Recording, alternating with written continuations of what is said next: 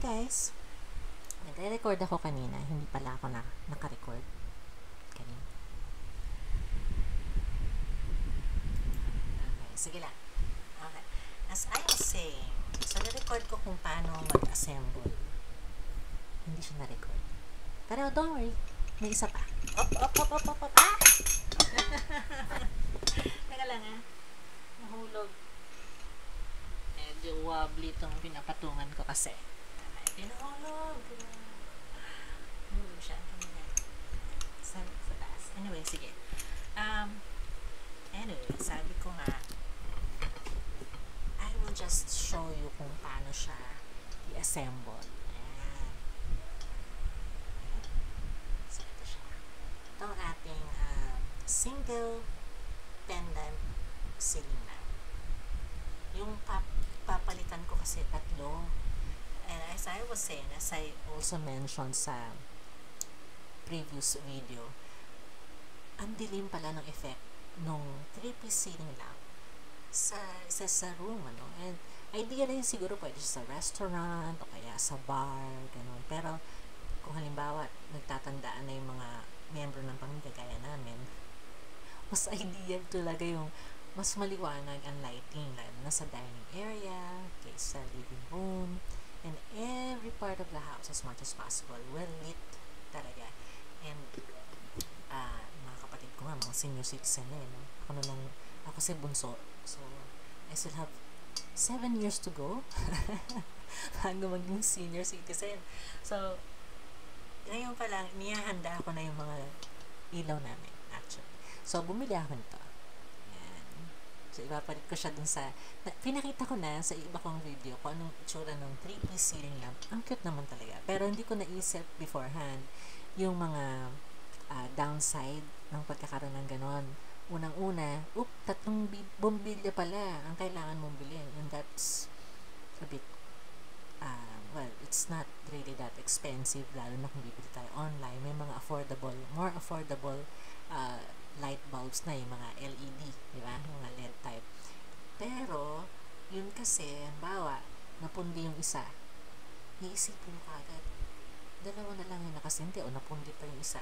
Isa na lang nakasente. Parang ganon. So, might as well buy, pag ganon, sabay-sabay mong bilhin bago lahat. Diba? And there was a time, hindi umilaw yung isa. So, iisipin mo, ba't hindi siya umilaw? Yun pala. Kanina nga, may kinukwento ako dun sa nire-record ko na hindi pala nagre-record. Okay. So, sabi ko doon, pag hindi umilaw yung bagong ceiling lamp na binili nyo, it's either luma yung bumbilya, or walang kuryente, or yung pangatlo, i-check natin yung dinindikitan ng kung saan nakadikit or nakadiit yung bumbilya. So, ito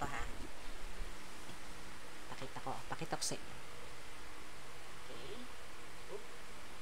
So, if you notice, yun dyan. Ayan. Ayan.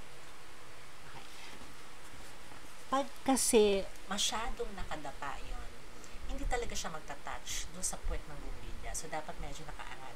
So, kung gamitan lang natin siguro, letter opener will do, or yung flathead na screwdriver gamitin natin para bahagya iangat.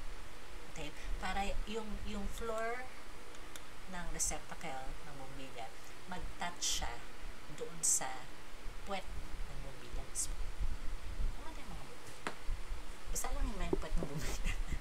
Yun yung nagta-touch doon sa receptacle. Parang milaw. Siyempre, kapag masyado siya nakababa, hindi magta-touch, diba? Kuryente ba? Okay, kailangan kuryente gumana. Okay, ngayon naman, i-record ko ulit yung yung pag-assemble. Ito naman, kailangan natin balatan. Okay, kasi ito yung ikakabit natin na wire sa existing wiring ng ilaw. Okay. Kadalasan, pag halimbawa, sabi, nabasa ko lang a long time ago, or a few years ago, na usually, ang mga bahay, well, at least ito sa Marikina, no? Yung mga bahay na, mga lumang bahay, 80s, 70s, kaya wala pang ground yung kuryente. So, dalawa lang ang meron. Usually, tatlo eh, diba? Merong hot, may neutral, at saka may ground. Pero tayo, at least dito sa atin, this house was built 1969 kasi kami lumipat dito. Ano lang, dalawa lang talaga. Wala pang ground. So, dalawa lang din ang meron to. So, what we will do, hindi, ang turo sa akin nung si Kuya Perry, ay Kuya, shout out, siya yung tinatawagan kong professional, super professional electrician dito sa Marikina City. Kuya siya ng klase ko ng kinder, si Jay Anahe. Si Pastor Jay na siya ngayon. Hi, classmate. So, ang sabi niya, dahil wala daw, tawag yun, anong term na doon? Walang polarity eh. So, ibig sabihin, pwede magkapalit. Usually, tinitingnan pa natin. Ako nga, tinitingnan ko pa kung ano yung maingay na wire, siya yung hot. Ano yung tahimik na wire, siya yung neutral. Pero since hindi ko na rin ma-distinguish kung maingay ba yun or hindi, or iba lang yung narinig ko, pwede pala magkapalit. Okay, so sa atin next. Now, I'll be showing you 2 ways to peel. Excuse me. 2 ways to peel the wire. Manipis lang siya. So, ingat na ingat akong mabawasan yung hibla kasi nga sa nipis, ang dali niya mabali. First time kong gagamit ito. You know this? Ayan. Pang wire cutter talaga siya. Nakita ko dun sa gamit ng kuya ko. Kuya, pahiram na. Binabali ko naman. Hindi ko pa alam kung paano. Actually, yung alam ko muna. Medyo mabagal ako. So, ito. Ayan. Yung red and blue. Okay. Minsan, ang kulay niya white and black. Pero it doesn't matter na rin dahil, yun nga, pwede naman magkapalit. Okay. What I do is, yung cutter, yung isa muna, mga half inch. Okay? Just cut half inch. Sabi ko, mabagal ako mag-peel naman. Baka na bumilis na ako through the years. Ito tayo. Wow! So, there you go. Ayan natin ito, ha. So, away from us. Oh, not away from the camera. So, konti-konting hiwal. Ganyan ako mag-peel. And then, pag meron na siyang perforation, pag meron na siyang cut, saka natin siya.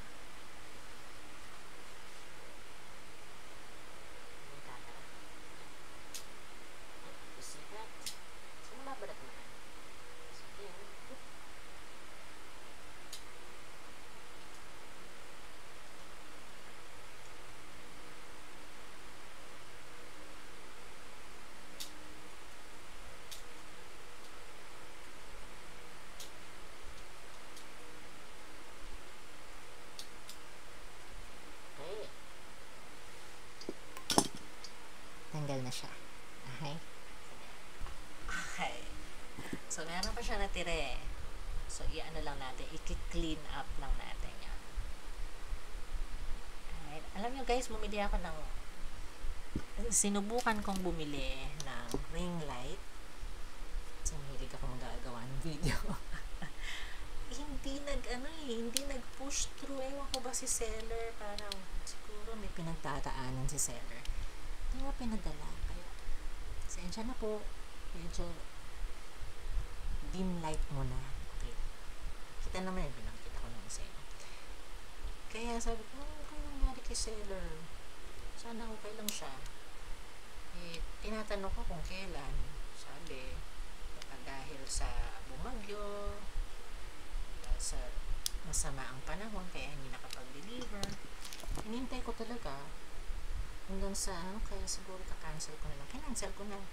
So, wala pa rin akong ring light. Kaya, yan, medyo matilim tayo.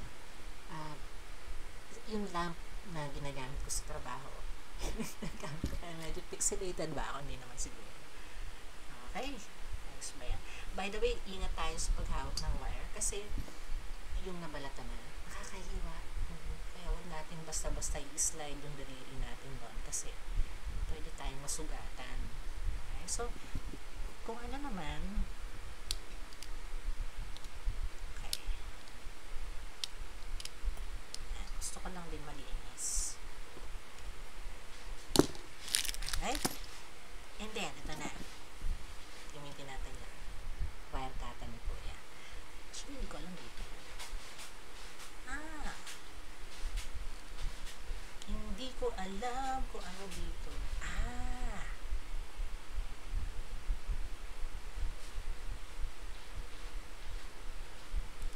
Ano ba yan?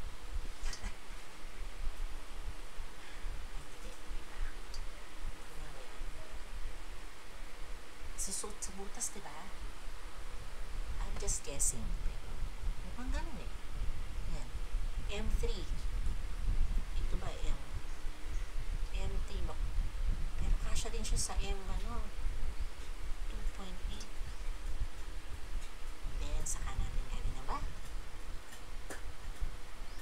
Ba't ang ginagawa ko? Putol. Teka muna. Bakit siya dadaan doon?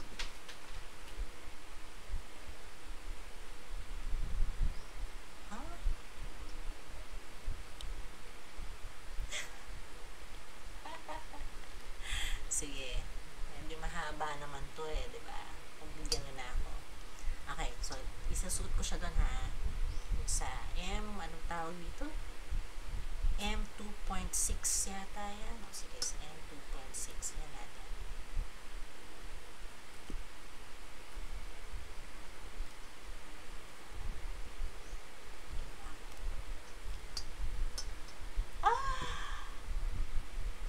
Guys, natuto ako dun may natanggal.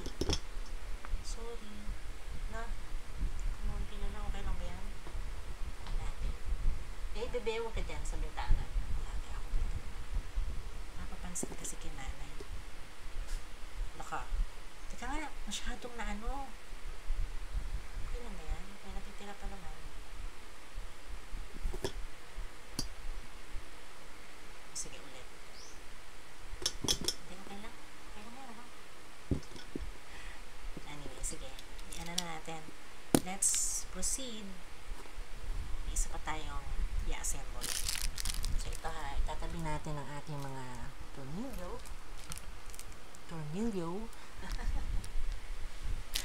Ay, wait lang. Hey, baby. Huwag ka dyan. Huwag ka lang.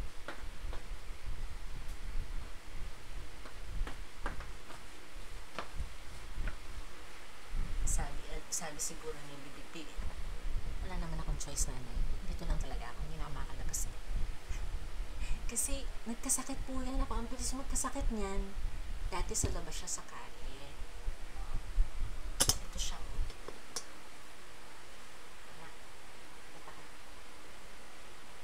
There she is.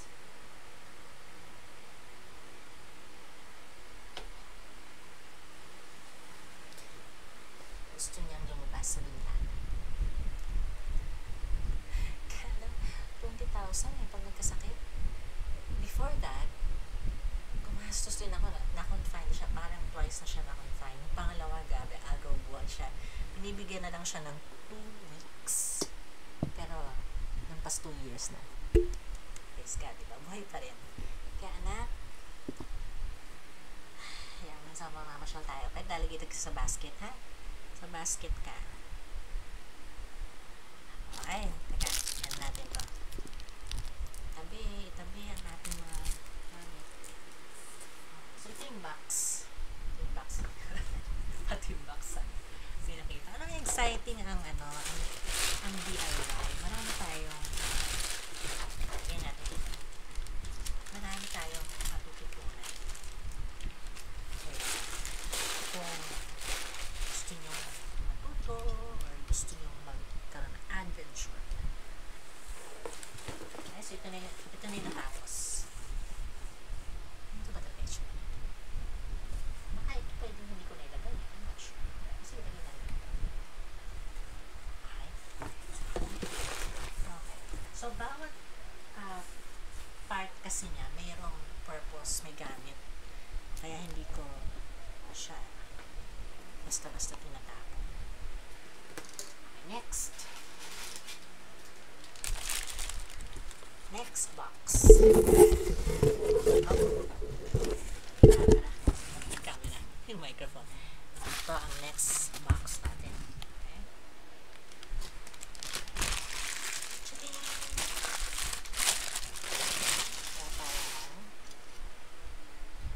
Assemble tayo ulit. Single pendant ceiling lamp. Maraming tawag sa kanya, pero yun kasi yung nag-stick sa mind ko. So, meron siya yung receptacle ng bulb. Okay. Ito yung kanyang aesthetic lamp holder. Wala. Hindi ko pinapakita. Ayan. May camera ko. Hindi ko Ayan.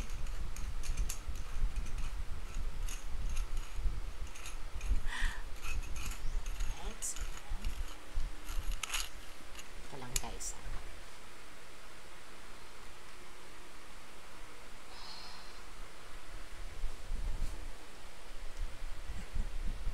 Sa gitna naman ako. Okay. So, bababa ko lang yung camera guys para makita nyo kung anong gagawin natin. There you go. Okay. Natin. Masyado ako malayo sa microphone, din yung marinig. Okay, so this is like it's a bowl type of pendant ceiling lamp. Okay. Okay. Metal. At ito naman ang kanyang ornamental lamp holder. I think it's brass. So, or it's brass coated. I'm not sure. Tingnan natin in due time. Malalaman natin kung genuine ang kanyang pagiging brass looking or coat lang siya. At ito namang ring na to, pang lock yan sa loob. So, let's flip it. And then, ito. Loose lang ang ating paglagay para madali siyang iikot. Wow!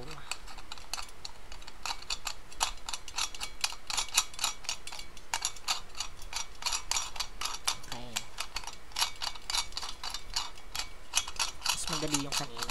Yung inikot ko kanina.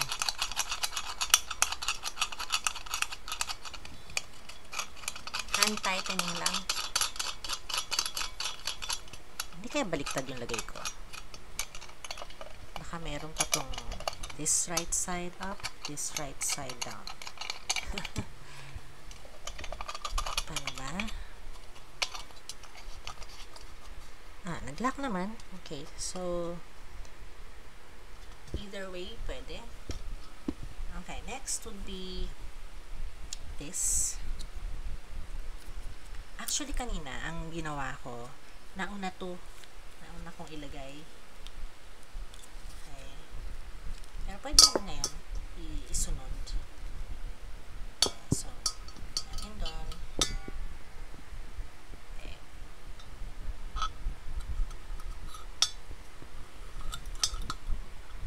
Okay, mas madali siyang ilagay ng hindi pa inilalagay yung lamp holder. At least for me. Pero either way, pwede.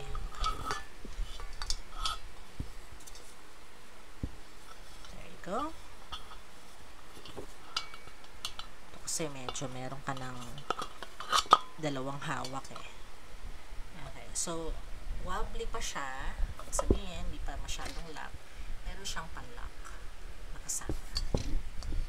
So, sabihin natin.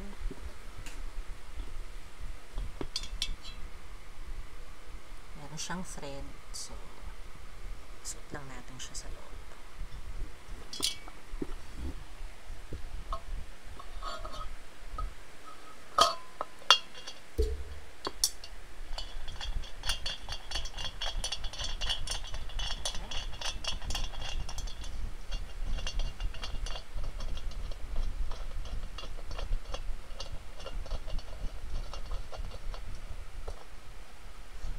Okay, so mapansin nyo magta-tighten siya. So, hindi na bumababa yung receptacle. Next this would be ito. At saka ito. Pang-lock naman ito. So, ganyan siya. So, ilalock natin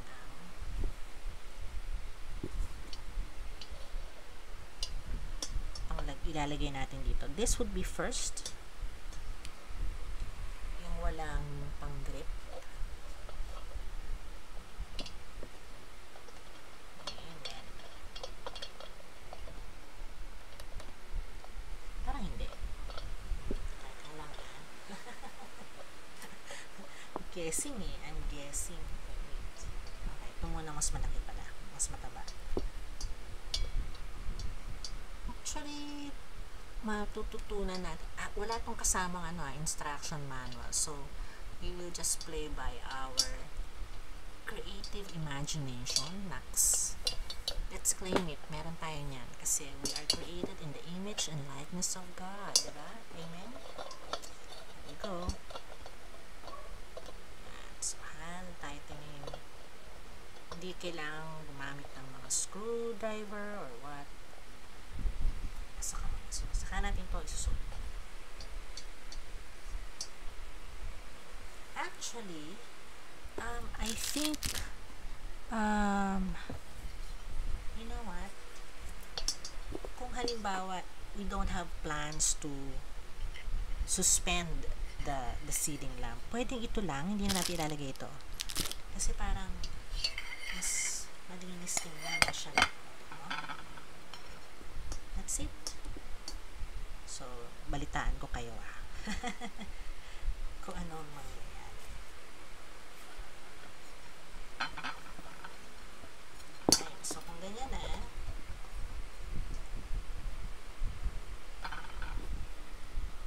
no need to kung plano mong ilagay lang ng ganyan, pag ganito ang mangyayari, I will have to cut the rest. Kasi masyado tong mahaba, tapos maiipit lang siya sa loob, diba? But I will decide on that later on. So yan na muna. Meanwhile, gawin na natin to ulit. Okay? Gamitin natin ang magnificent ni Kuya. So, kita nyo to, meron siya mga holes, diba? Yan, tsara natin. Ito, meron siya mga holes. So, ang ginawa ko kanina, ipinasok ko lang siya dun sa pinaka-size niya. So, yung pinaka-maliit. Kasi maliit lang naman eh. So, 1/2 inch niyan. Lapit ako sa camera.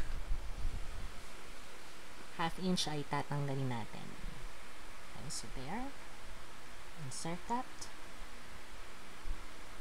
Oh, wala pang butas. Search natin yung butas. There's the hole. There.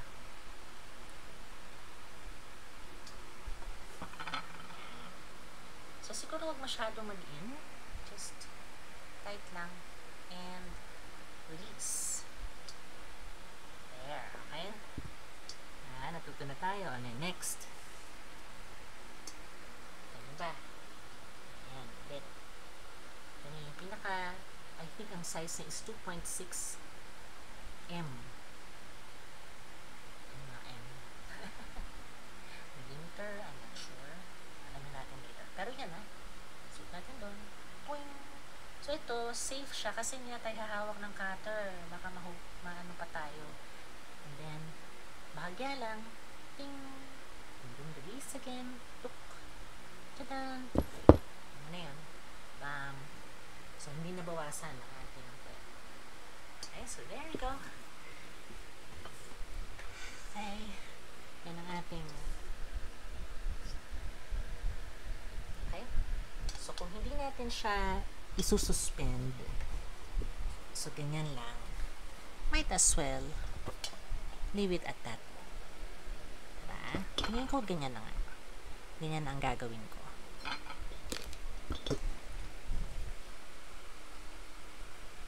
Okay ba tayo? Is it nice? Isn't it nice? So, again, meron siyang ito yung brace. So, ito yung nakakabit sa kisame. Right? So, this side up. And then, kasama naman sa package niya yung tornilyo. Ngayon, kung ang kisame nyo ay medyo semento or cement board, kailangan yung gumamit ng Torx that comes in the package. And then, meron siyang tornilyo. Tapos, meron na rin siya yung maliliit na tornilyo para dito sa brace niya. One here and one there. Ayan yan. There you go. So, take note. Medyo mahirap konti kasi you know what? I have a problem. Kasi pag mahirap siya, tapat na tapat siya doon. So, I'm not sure how this is going to be. Isip ko.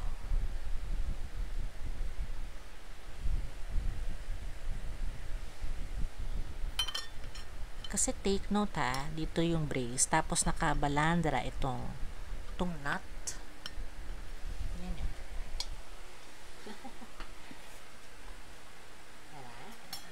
Ayun yung nut. Ito. Tapos nakabalandra to. Sige. Troubleshooting will come later. So, pag nilagay na natin sa ceiling mismo, doon na lang natin din ma-figure out kung paano ang best strategy that's applicable for the situation. Well, maraming salamat muli sa inyong pagsama sa aking DIY for today. Ito muli si Al Salvador, ang inyong baby DIYer over 50. Mabati sa inyo ng magandang araw from Marikina.